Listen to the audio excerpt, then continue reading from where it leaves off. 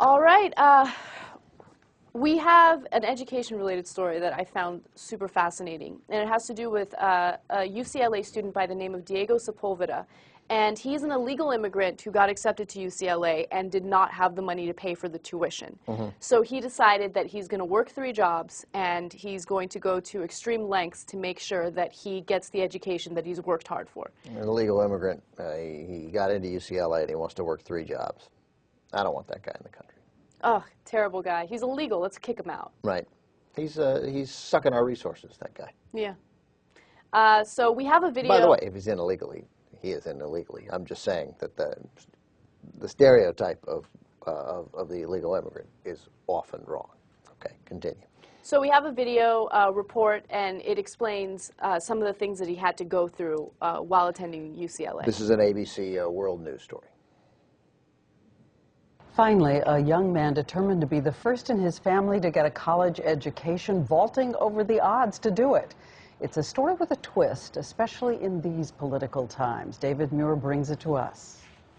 Ever since high school, I always knew I wanted to go to UCLA, but I never saw it as accessible or affordable or even just a possibility. Not even a possibility, he thought.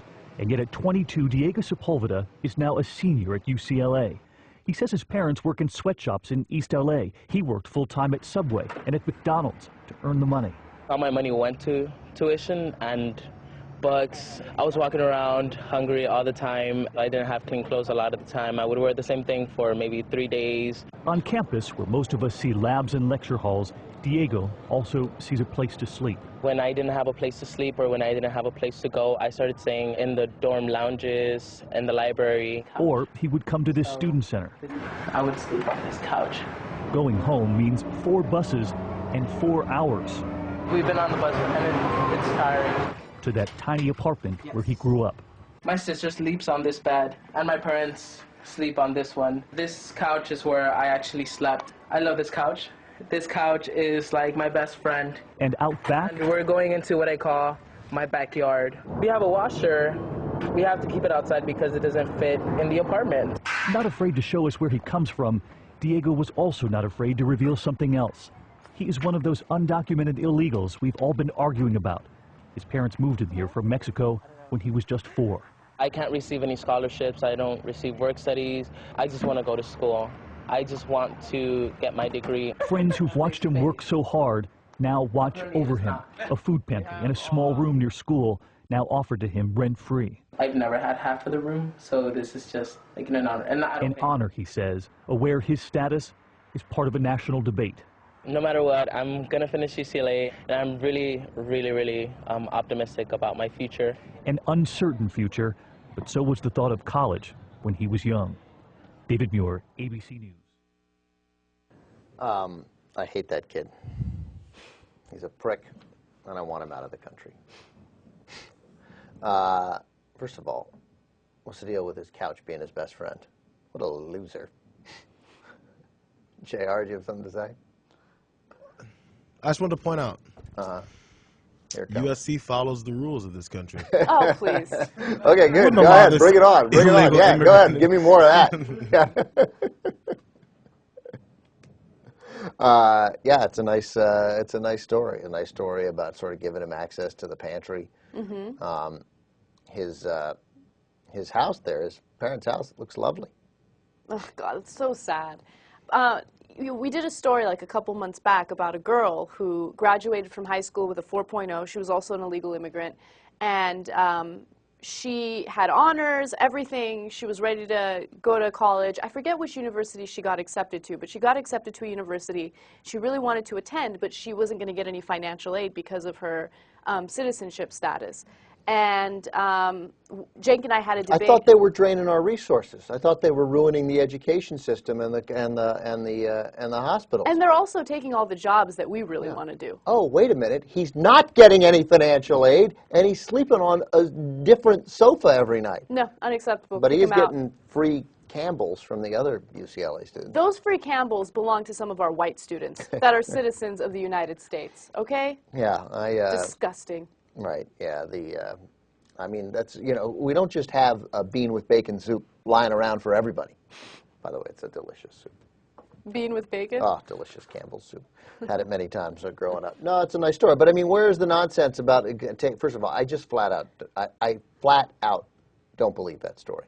It is almost not that story. I believe Diego Sepulveda. I don't believe him to be an actor. I can't believe his bus ride takes 4 hours. 4 buses or not. That's an exaggeration. That's what you don't believe? Are you kidding me? You live in Los Angeles. Have you ever taken the bus? That's a good one. Exactly. Have you seen me? Yes, I've seen you, Mr. Yeah, Makes fun of me for the $800 a month apartment. I take the bus. I'm white, okay? I don't even know where a bus stop is.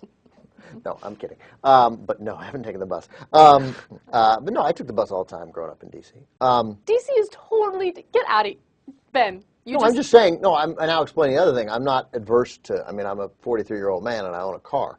So I'm just saying, other times in my life, I took public transportation. Yeah, L.A. is more spread out. I still have a tough time believing it takes 4 hours every day. I believe it.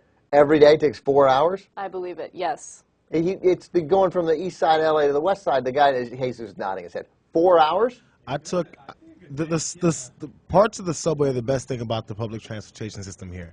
I took that and then the bus. Used to be over here when I lived in the valley, barely in the valley. It took me 2 hours.